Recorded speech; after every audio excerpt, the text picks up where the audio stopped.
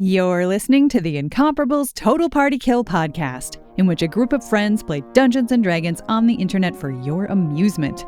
This is episode number 531, starting a new adventure, recorded May 2024, posted December 2025. Nothing bad happens to polar bears.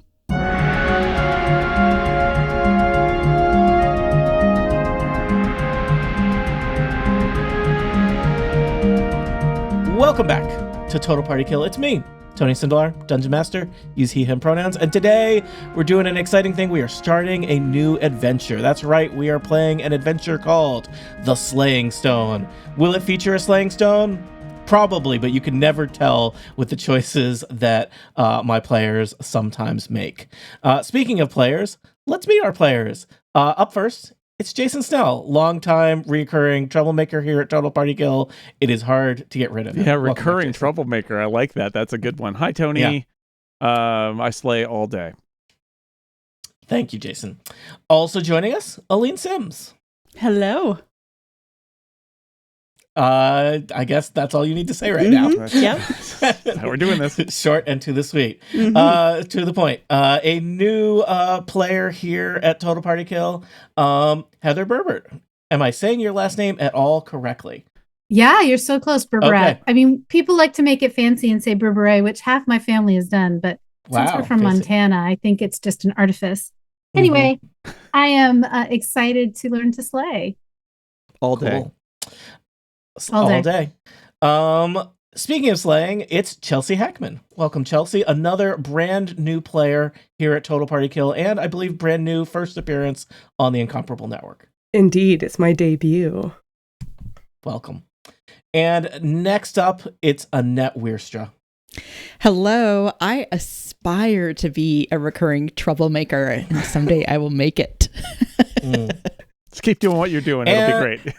Yes. Perhaps one of the most troubling troublemakers that ever did trouble. It's James Trouble Thompson. I don't know why I've got this reputation for. I know exactly why. I have the receipts. All of us do. Yeah. See episodes. Yeah. All of There's them. a footnote with all the episodes in there. Yeah. Well, What I if know. recurring troublemaker, but too much? Yeah. Well, I am playing a lawful good character today, so. Wow. Did you say lawful or awful? Good character. I mean, both are likely. Well, that's a real stretch, James. I you know. From chaotic. Well, we're going to meet. lawful We're going to character. meet those characters very soon. Our adventure starts, Jason, with you, and Jason is playing a returning character here at Total Party Kill. It's been a while since we met Buffy. Can you remind us of what Buffy was up to last time? Buffy and some friends investigated a horrible. It was like a town that had a massacre. And there was a terrible magic at work, and you can see it in the Horror at Havel's Cross, right, Tony? I think that's what it was called. Correct. Which came out on TPK in October, I believe, celebrating Shocktober of 2023.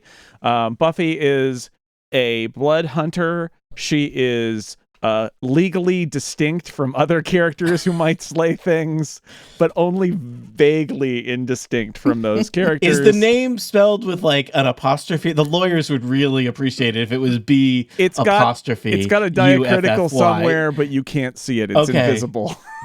Okay. It doesn't render properly. Anyway, so she I is, just got a sweaty voicemail from the Incomparable Lawyer. Yeah, I could tell you the backstory about Buffy, but it's streaming, and one girl in all the world chosen slay things, yada yada yada. Anyway, so she roams the countryside trying to stop evil creatures. That is her curse, her burden, and her life's work and career too. Well, Buffy, our adventure is going to start with you because in your roaming of the countryside, you came across some goblin bandits, as one does out in the rolling hills and the wilderness paths. And, you were able to defeat those goblins. And what was strange is is there a nice way to say looted the bodies? There's not.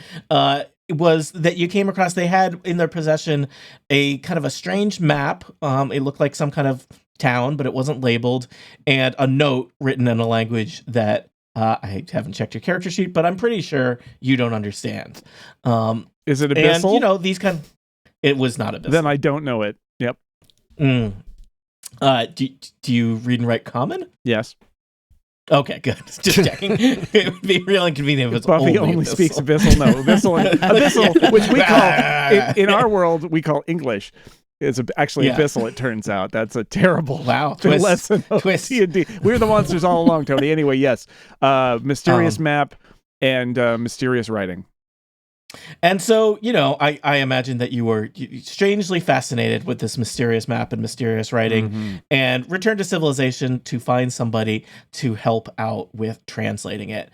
And, sensing that an adventure was afoot, you contacted some adventurers that, you've at least known / perhaps worked with in the past, as well as a local professor who's you're hoping will be able to help you decipher these notes. And, Buffy, as all great adventures do, this one starts with a meeting. After figuring out the scheduling, which was, Scheduling's the greatest adventure of all, yes. Yep. Surprisingly not that hard for this group. Then you got to figure out the location because it was not a virtual meeting. It was in person. And that was tricky. But at the insistence of one Professor Jasper Scrolleyes, you have agreed to meet at the Sage Quill. The Sage Quill is a slightly more upscale tavern than perhaps your normal dive that you would be hanging out in Buffy. It is located in the town of Varkenbluff, and it's kind of down the road from Varkenbluff University, one of the kind of major places of scholarly works in the otherwise somewhat wildernessy area that you frequent. So I think you're usually used to being kind of more rough and tumble establishments. This is a little bit more of a graduate student hangout. A lot of people with books in this tavern is what I'm saying. The ratio of kind of like major scars to books is very different than your normal tavern situation. And the adventures that you have contacted arrive kind of one by one, hopefully shortly before Jasper Scrolleyes, professor of Varkenbluff University, himself appears. Aline, I think you're going to be the next person to arrive at the Sage Quill. The doors open, and could you tell us who passes through those doors?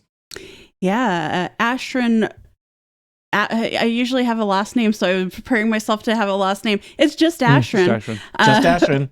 Just Astrid, a Furbolg cleric, a Furbolg cleric is different. Very, very tall, big, humanoid, walks in with black hair and furry black ears.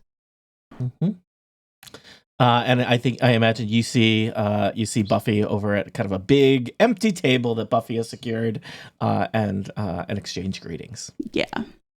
Now, do you and Buffy what is the current status of your adventuring relationship? I think we just met. Did we just meet? Killed some goblins one like a time. flyer. Yep. Yeah. That happens a lot.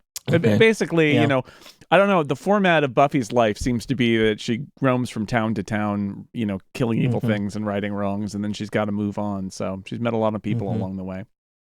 Got it. Annette, I think you are next through the doors, if you'd like to describe who appears next. Sure. It is Barbara Rabarbar, who, because you know me well, you can call me Barbie. Definitely spell with a Y, not an I-E, Barbie. Not the same at all. The lawyers have given me a big thumbs up from this. Yes. The wings. Yep. Barbie is a wood elf barbarian, but she is a little more elegant than your usual barbarian, but that doesn't mean she isn't a tough one. Barbie. She grew up in a lovely place, which you might say was her dream home, but she is now putting herself out trying to make the world a better place as a barbarian. And you see your associates and join them at the big table. Hello, associates. Heather, I think you're next to come into the Sage Quill.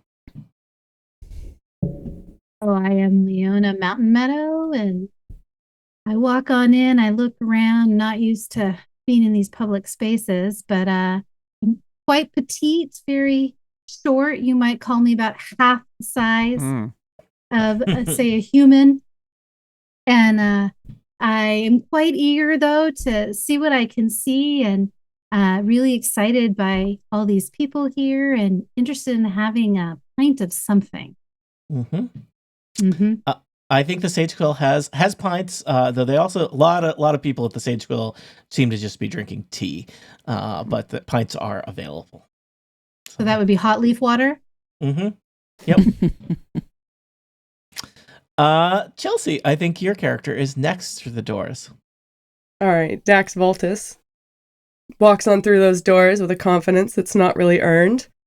And he's a dragonborn, pretty tall dragonborn of noble birth, so he holds his stature as such, but he's wearing more the getup of a monk as he gathers into those doors. But he's carrying a lute, strangely, and looking about for places to maybe play that lute or to set himself down, and is somewhat disappointed that no one's drinking in this place. Yeah, or at least not much. There is like a kind of like a tiny little stage in the corner, but it is not very impressive. It's kind of like in a dark corner. It's not well lit.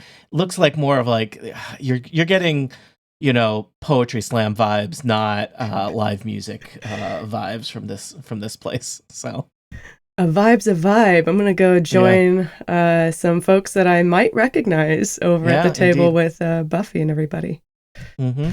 And the adventures, it is not uncommon, especially low-level adventures such as yourselves. You gotta find friendship and companionship where you can. You may not have yet forged those deep bonds of repeated life saving that your higher level adventurers have.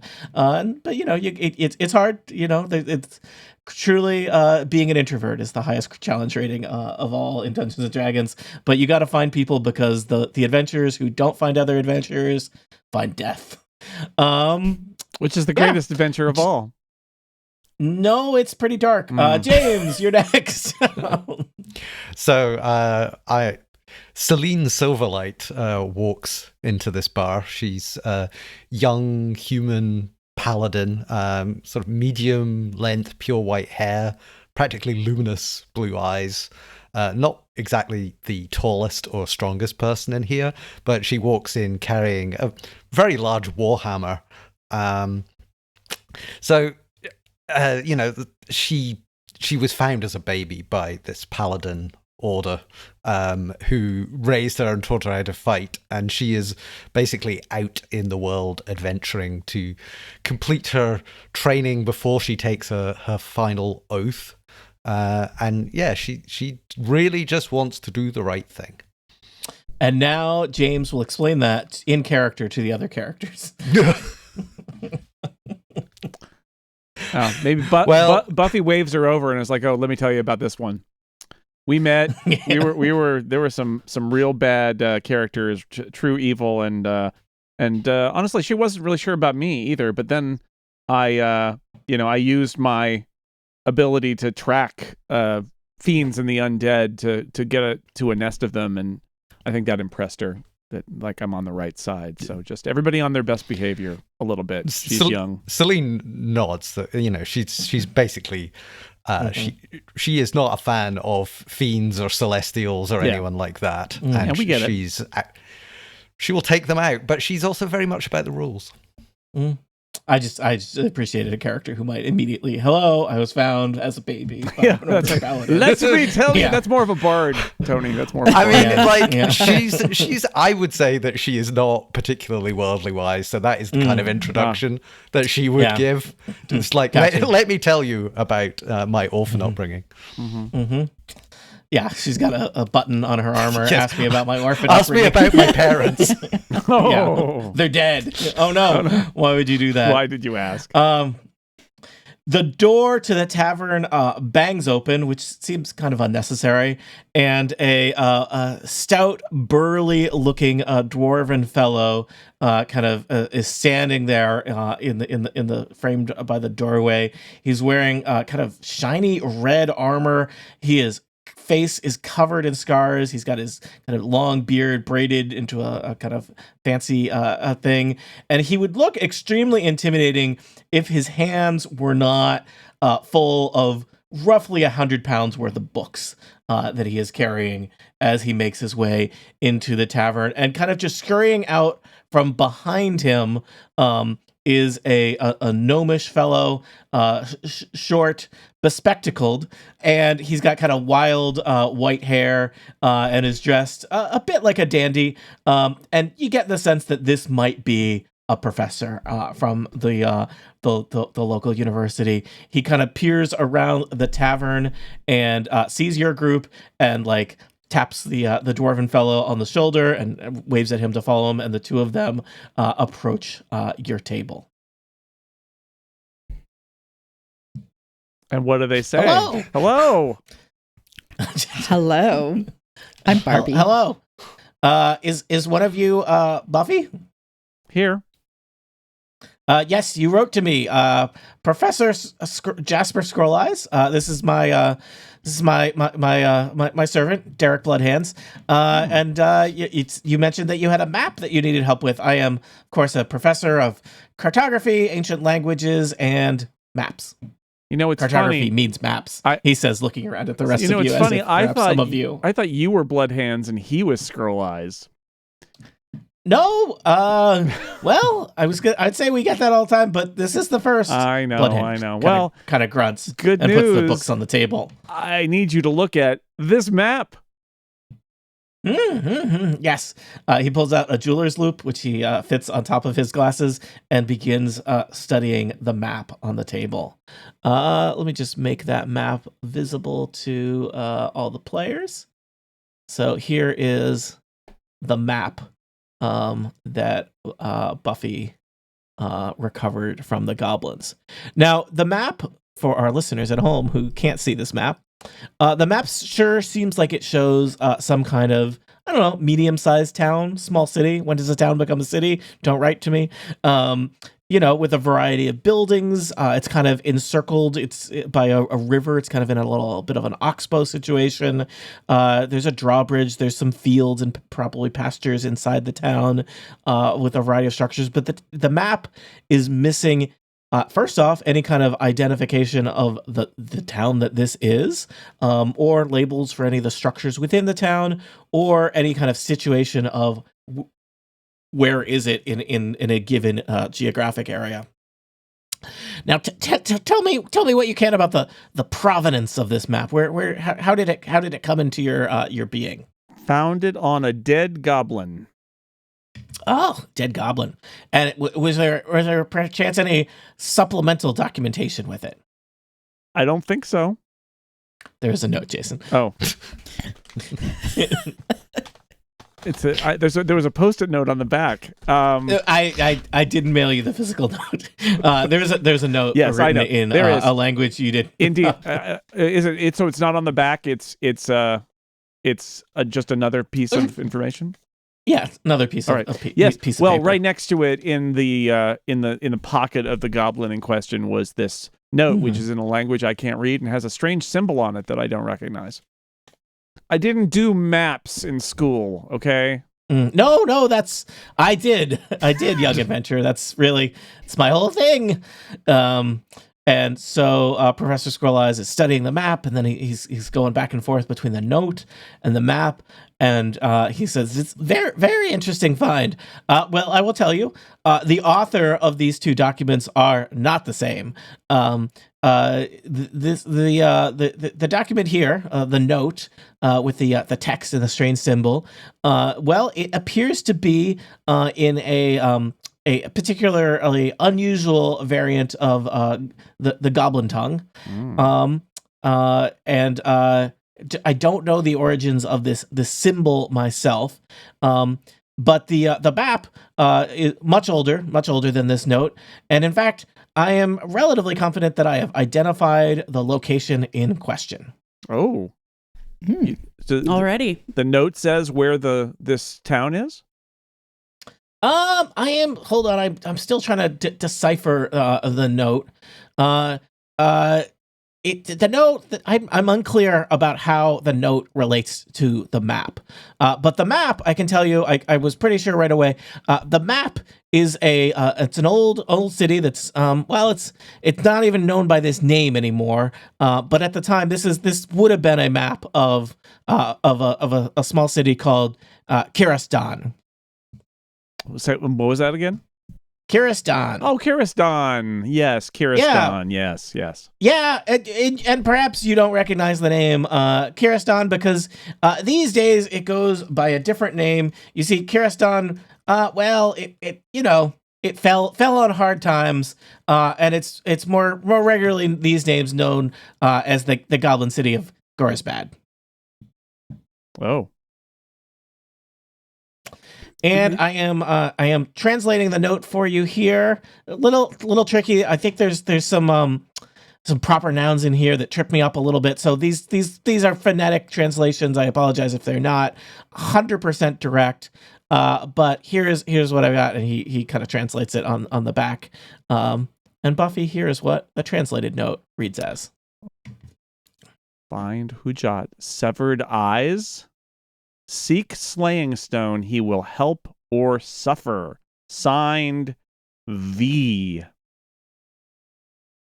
Yes. Now, so it didn't mention the Kiristan, of course, but I guess it makes sense that it would be in some kind of goblin language, given the goblin's control of Kiristan or Gorisbad. But interesting that it mentions the Slaying Stone here. Little bit of local history there. But yes, so congratulations, you've got a note. I've translated it for you, and you now know where this map goes. So what is the Slaying Stone? Mm-hmm. Oh, well, thank you for asking. You kind of left it right out there. You made me do it. Oh. You made me do it.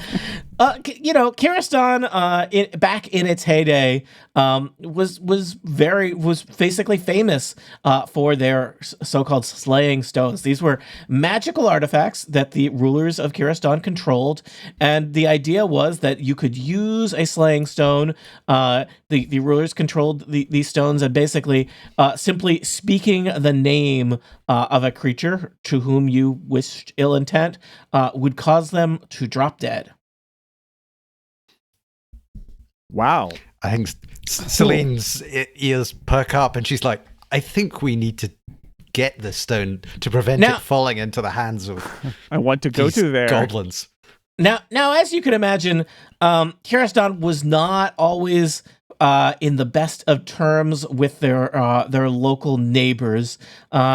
Depending on how you read the histories of the times, and it is, challenging in that Kiristan is not really around to write its own histories, but many of the neighboring towns and cities and settlements to Kiristan frequently felt, extorted in trade negotiations with the city of Kiristan, and this became a problem when a goblin army marched into town. Many decades passed, and none of the neighboring towns came to the aid of Kiristan, and the city fell and has been a goblin city ever since. Did they just have trouble pronouncing goblin names?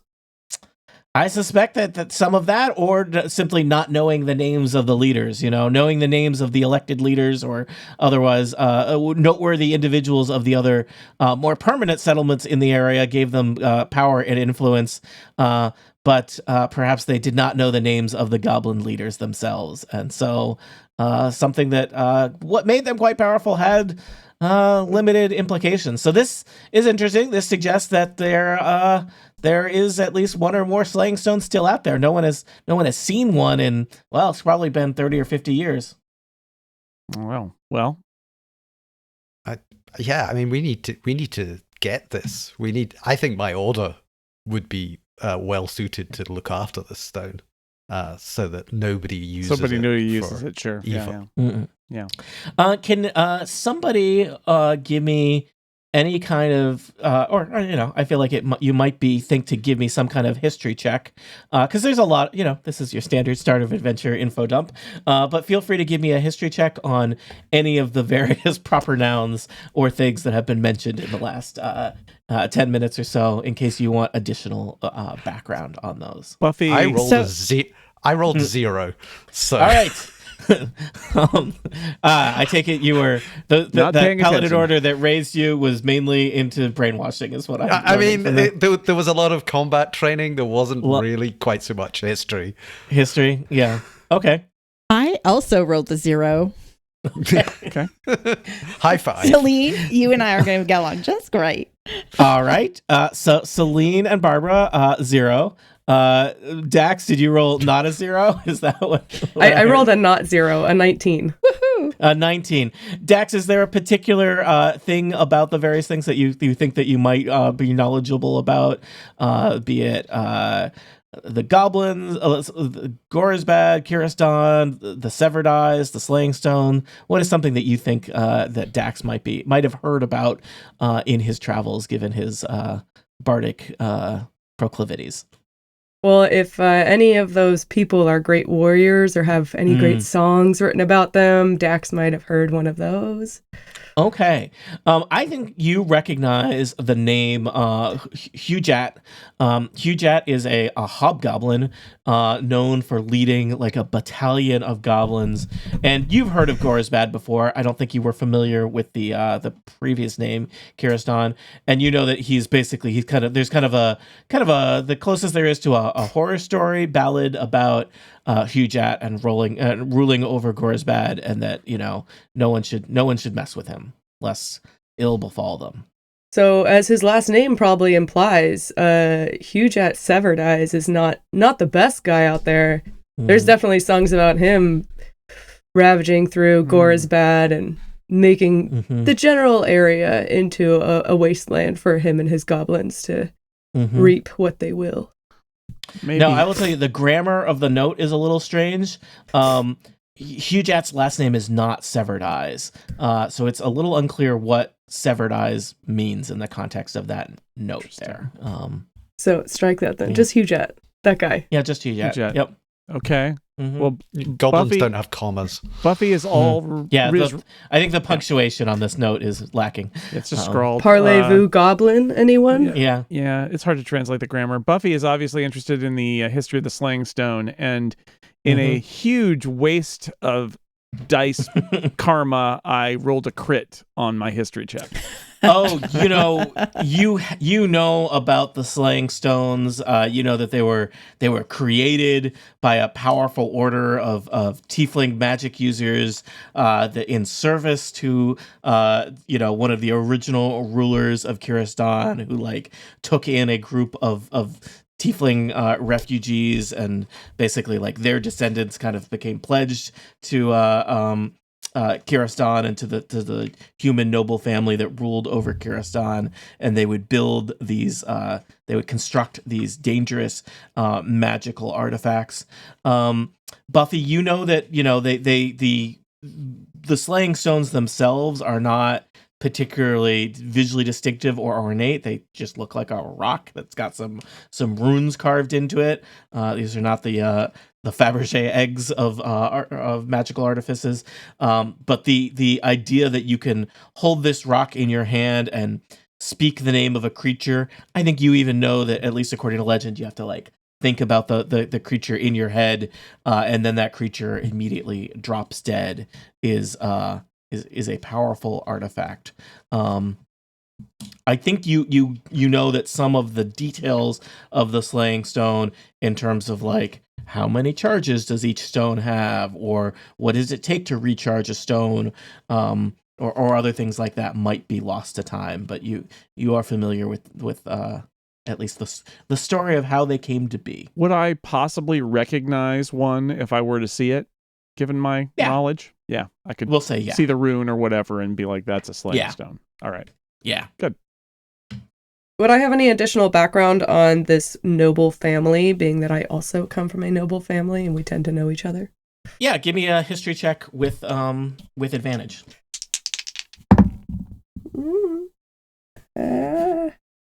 Also a 19. All right.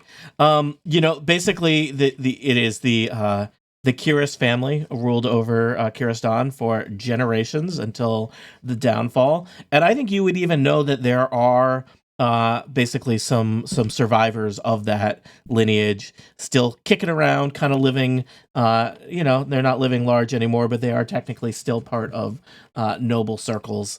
And I would say that whether through judgment of their actions or just the fact that they are not rich anymore, they are generally not well regarded in noble society.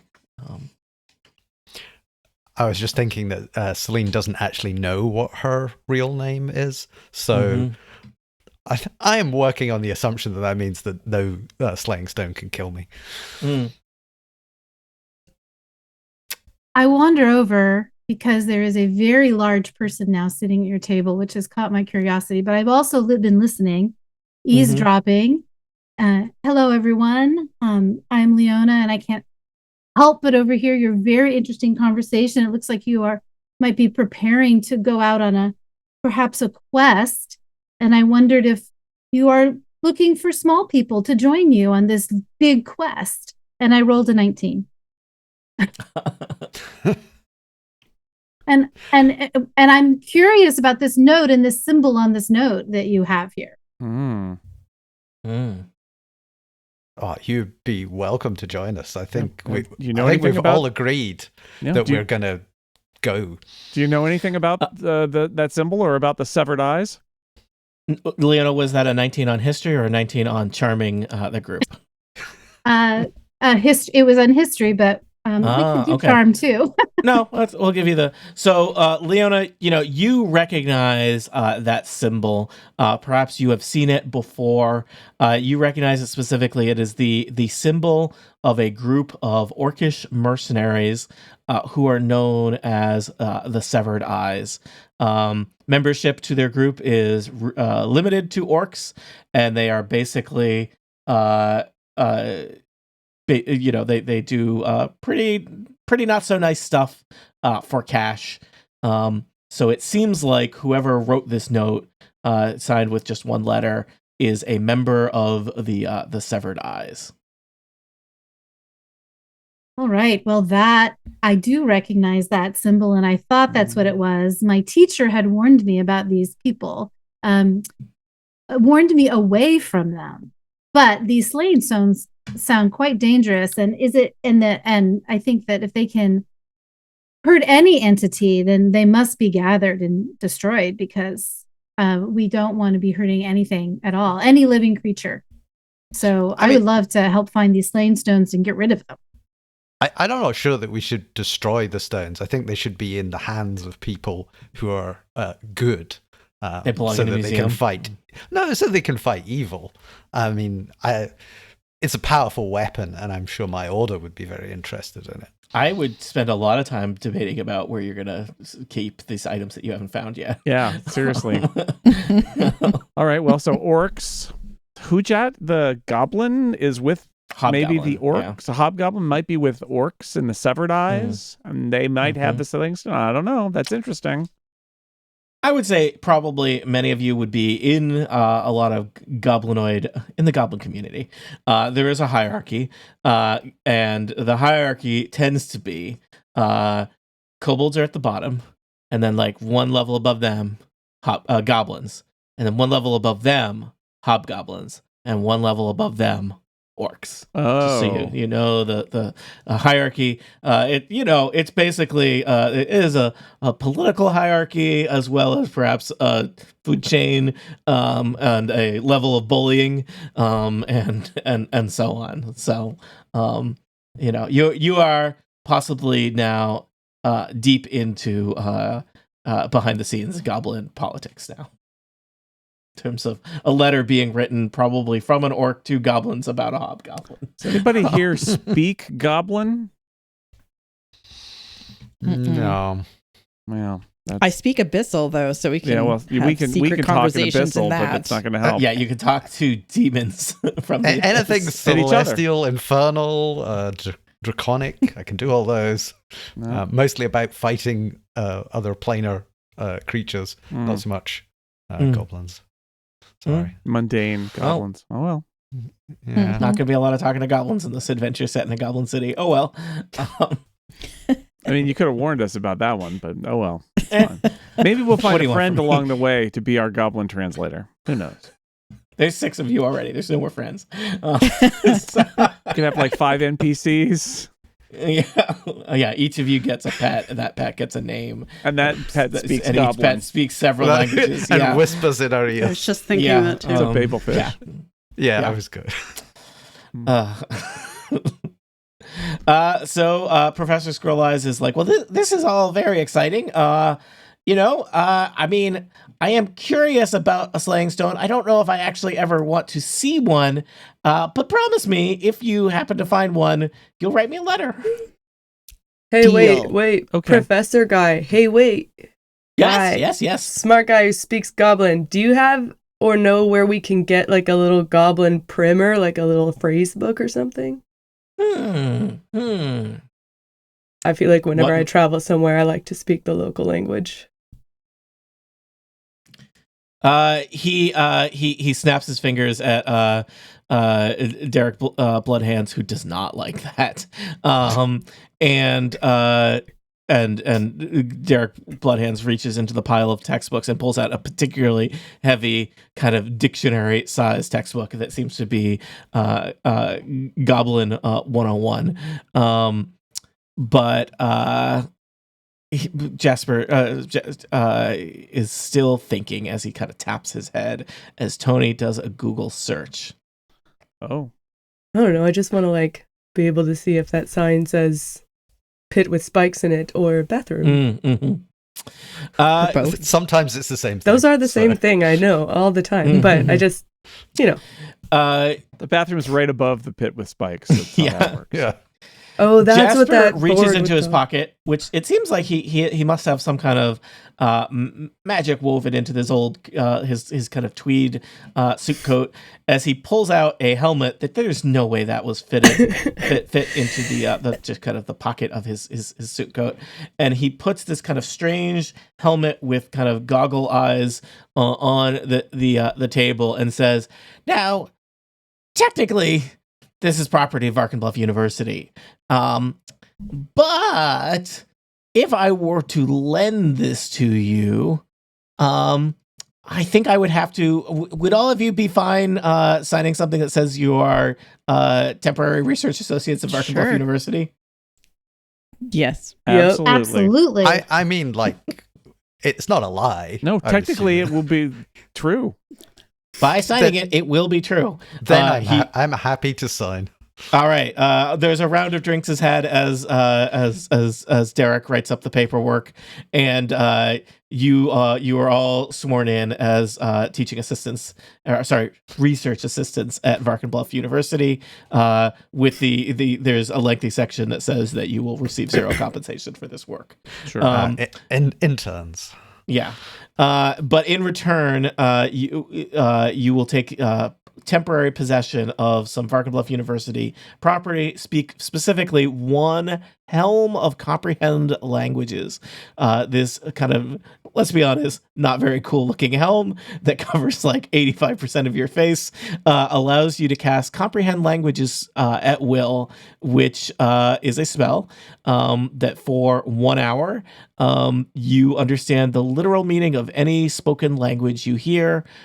You also understand any written language you see, but you must be touching the surface the words are written on. It takes about 1 minute to read 1 page of text. So, Whoa, that's Yeah. faster All than right. I read That- now. That Is there? seems like that would be useful. Who's Yeah, our I most mean, charismatic, maybe, person? did you guys bring anyone charismatic in this group? I've got a 17 charisma. Yeah, but James, can you play a 17 charisma character? I have a 15 No, charisma. I can like drop down to a 17. I can probably do that. Oh, okay. Slumming it. I see. Mhm. I have a lot of charisma. Not surprising. not shocking. Who does this helmet fit? As a magical item, I believe it will fit anyone. It will Fit just kind anyone. of adjust to the Oh. whether one size whether you fits are all. dragonborn or I mean- halfling or humanoid. I guess all of those are humanoids or human. It will fit.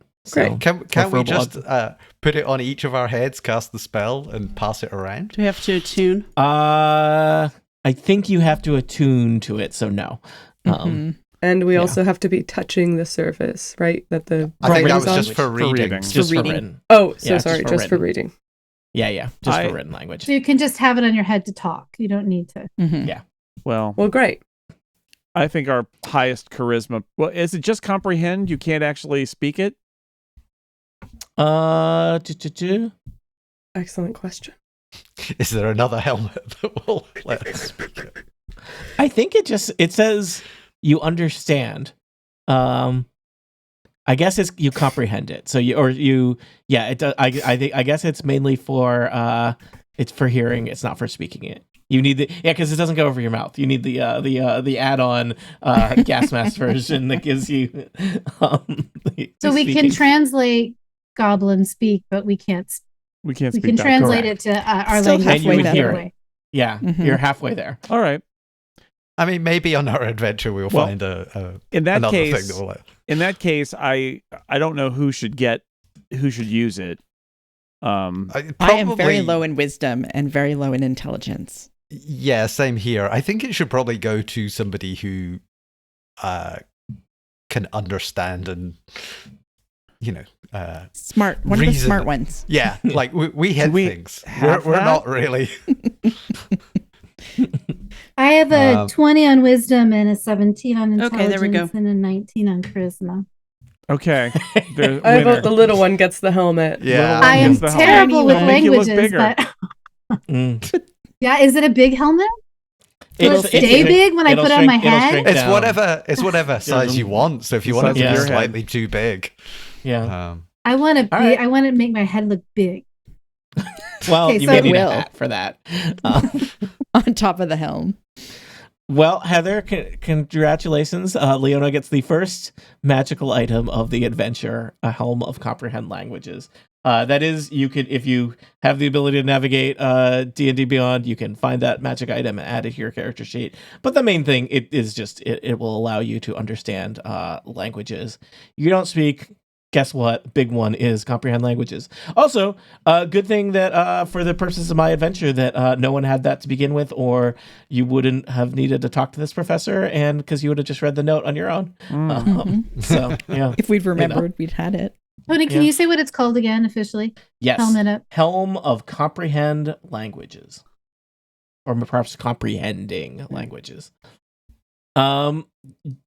Jasper is he's enjoying that he's gotten to spend some time with some people that are not at Varkin Bluff University, so he's not in any rush. In fact, perhaps he'll just stay here and have some tea when you are all ready to head off to your adventure. Do you have any other questions for this lovely gnomish professor or his burly dwarven book holder? Nope. I feel like I want to ask the burly dwarf who's seen some things if he's got any advice for us going into the heart of goblin territory. Does he have any? I mean, I fought some goblins in my day, but he seems to have much more experience than I do. My advice: don't. Okay, thanks. But if you have to, Uh-huh. just choose your moments. There's a lot of goblins in Gorisbad. You don't want to fight them all at the same time, is what I'm saying. That makes sense. Okay. Mhm. we need to get them all lined up in an alleyway, so we do There it one are- at a time. There's more than one alleyway worth of goblins, I'm pretty sure. Well, Thank you. they're evil, so we should fight them. I mean, How'd they're you get- probably not all evil, but most of them are, yeah. How'd you get this job? I got a bad knee, and I don't really like Yeah. leaving the city anymore. I've done the whole adventuring thing. He It's used nice, to be- paid for this armor, but thanks for asking. A lot of people would just see me and be like, "We don't need to talk to that guy." He used to be an adventurer like us once Yeah, before he took that's an it. arrow to the knee. Yep, Mm. reference acknowledged. So that's the backstory of Derek Bloodhands, Nice to know. Nice. book carrier. Blood knee. Yeah. Well, should we equip and begin our travels and head out to Gorisbad and Yeah. begin our Mm-hmm. our investigations of finding Okay. Hujat and the Quest. severed eyes? Yeah. So where Gorisbad is / the former site of Kiristan, as some people know it. It is probably about a week's travel, and it's going to take you pretty far, kind of off the beaten path into the wilderness. We are beyond the greater Varkenbluff area as you head out there. So I imagine that you'll secure some supplies and get all of your ready for adventuring that one might need to do as you gear up for adventure. Any specific tasks that you need to do either individually or as a group before heading off into the the wilderness? Presumably, Leona will attune to the magic item, and we'll just do the usual supply run thing, right? Okay. Got it. All right. So you are trekking across the wilderness. At first, you're able to kind of follow, like, you're on a main road, and then you're on a side road, and then you're on a trail. And sometimes there's not even trails as you head in the general direction of Gorisbad. Tell me, is somebody in this group good at navigating the wilderness who can kind of plot the most direct path across the wilderness to Kiristan? Well, assuming that that's a nature thing, no. I didn't really get to leave the order very much, so a lot of inside combat training, no books, no books, no trees. It's like nature, mud. I don't really. It's new. It's all new. It's exciting, but it's new. Yeah, pretty urban. Yeah. Okay. I mean, I spent my life in the forest, but I don't have like a preferred terrain or anything, or a. Or do you have a reasonable nature score? Not oddly, no. I'm a spend wood a lot elf. of time in the woods, but just don't like them. I was looking for like medicinal plants and stuff. I wasn't like learning Barbie? all about nature. Uh-huh. Barbie, wood I elf? am a wood elf with a -1 nature because You're a wood elf who hates the woods. yeah, Well. basically. But I really like living in a dream house and having like a really shiny axe. It's really pretty, and I polish it a lot. And I didn't go out in the woods the same with like the other wood elves. That's why I became a barbarian. Woods. Got it. Okay. Yeah, I'm from the woods. I'm not of the woods. Leona's last name is Mountain Meadow. Any chance there's Leona, some nature survival in there? Yeah. Yes. I feel like I'm taking on much responsibility here, but nice to meet you, Leona. I am a druid and ran to the forest to escape my family, so I probably could help out here. Leona, give us a quick nature check as you try and find your way across the wilderness in the direction of Gorisbad. Just mechanics question. Do I add my nature score here? Because you do. I do. So I have a 19. That is very good.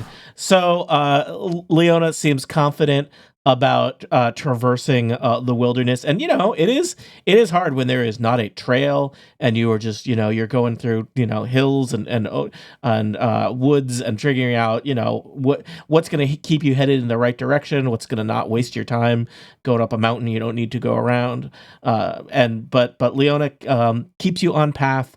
And you are headed there.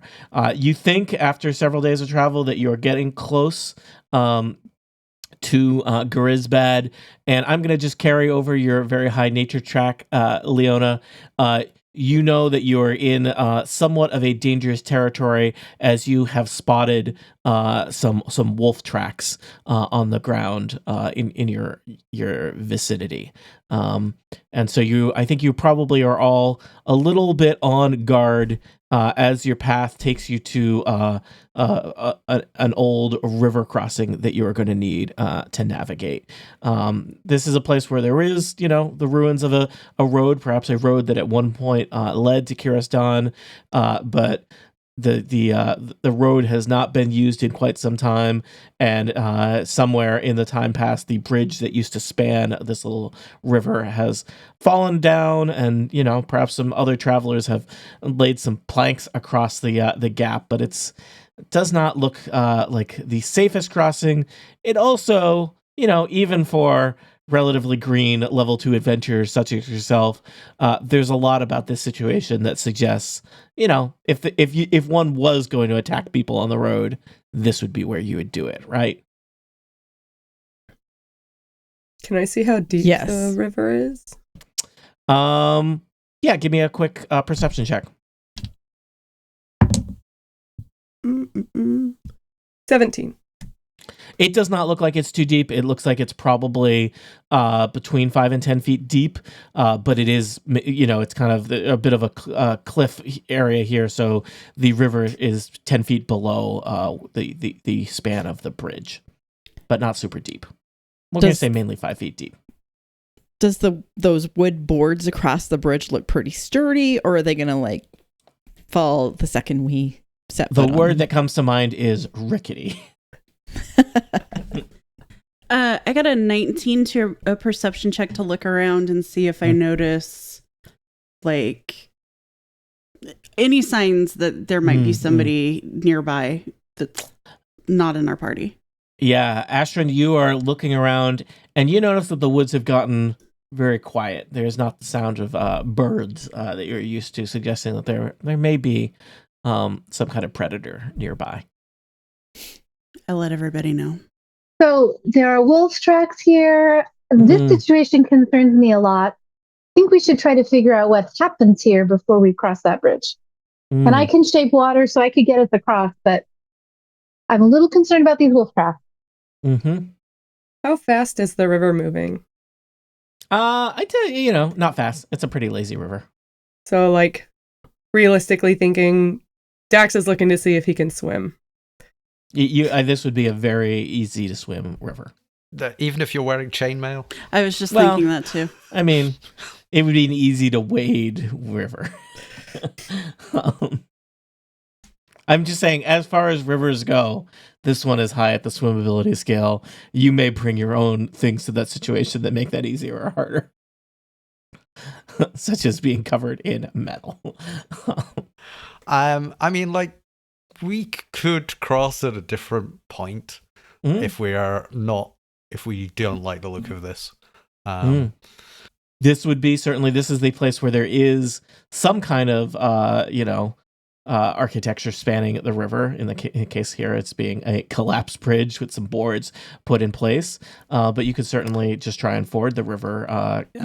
Go upstream or downstream. How rickety do the boards seem, Tony? I would say that they are. There are a 5 on the rickety scale, which is to say they're old boards. They've been placed there for a long time, so they've been exposed to the elements. So I don't know. Do you want to go up to that one of those boards and give it a poke? I mean, I'm happy to investigate. Buffy would be happy to just leap over it too. Mm-hmm. Barbara also just kind of wants to jump over it. Yeah, I would say the span of the boards is only probably about 10 feet, which for some people would be not an incredibly far distance to jump with a running start. Yeah, you can always tie a rope around the first person. Yeah, then they can pull other people to their death. Exactly. Help them. Yeah. That's my preferred tactic. I am big and slow, so I'm not sure that I could leap across, but I'm also not sure that the boards will hold me, so I guess we'll see. I'm gonna swim this thing. It looks awesome. Yeah. I love a fresh, clean river. It looks nice. Buffy's willing to just take a flying leap here and try to get over to the other side and then see if she can help everybody else up. I could make a floating iceberg, and Dax could push it across with everyone who is afraid of swimming in the water. We're not afraid. Okay. Uncomfortable with water. I could make an iceberg of 5 feet square, and everyone could hop on it and huddle together, and maybe Dax could push us across. Thoughts? I mean, I like this idea of an iceberg. I've never done that before. I was just going to ask if Tiny wanted to ride across the river, so that sounds great. Yeah, and we can just float down the river and get lost somewhere. Sure. We could. We don't have to cross. We could just do the river. Yeah, we could avoid this dangerous point. You don't have to go to Gorsbad. You can just say, no, we live on the river now. How long does this iceberg last for? It lasts for an hour. And then I we could live on the cast river another now one. for an hour. Okay, well, we live on a river now for several hours. All right. Reject that call to adventure. We're just going to be polar bears now. Yeah, just polar bears. Nothing bad happens to polar bears. Totally down for that. Sling Well, if I can make stone. her an No, we're going iceberg- tubing, man. Yeah. Are there rapids? I could form it into a boat and we could do the rapids. It's a pretty modest river. It doesn't seem like there's rapids. Honestly, doesn't seem like it should be that threatening to be delaying you this Yeah. much. But here Buffy- we go. Buffy leaps- your Buffy leaps first across. obstacle. Buffy leaps All right, across. give me an athletics check, Buffy. 20. All right, Buffy, you easily clear the span of the river and are on the other side of the bridge. I'm watching your friends discuss various iceberg mechanics. I do a roll and land on my hands and then roll up and do a flip. And I'm like, Okay, it's good. You rolled athletics, not acrobatics. I mean, I think I'm proficient in both. Oh, well. Celine, feels that somebody should not go it alone, so she will also attempt to leap across. Give us an athletics check. Again, that is bored. That is a natural 20. All right, you also land on the other side of the I bridge. do a slightly more complicated landing maneuver. And we and then we fist bump at the end of it. Yeah. As you fist bump, you hear growling, and several lupine creatures emerge from the from the bushes around you, possibly dampening your spirits vis-a-vis how awesome you are at climbing or traversing rivers. I nimbly run across the board. All right, give me a quick acrobatics check to nimbly run across the boards. So I have a 13. All right, you make it. All right, I'm going to pause people there. So 3 of you have crossed the river. 3 of you are watching from the other side of the river. There are basically a pack of wolves has appeared from the bushes. There's 4 wolves kind of menacing you. And then watching from atop a short cliff in the back is a much bigger, angrier looking wolf, possibly a dire wolf.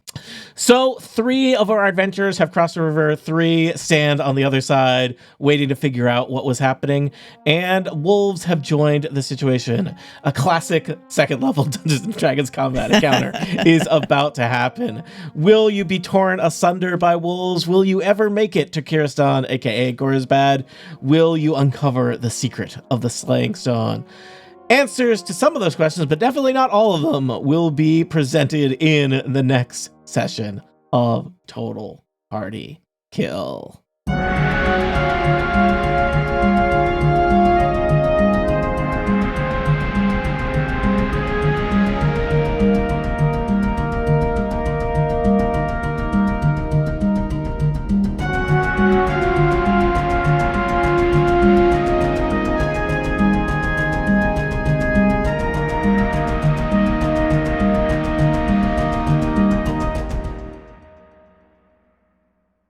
The Incomparable Podcast Network. Become a member and support this show today. theincomparable.com/members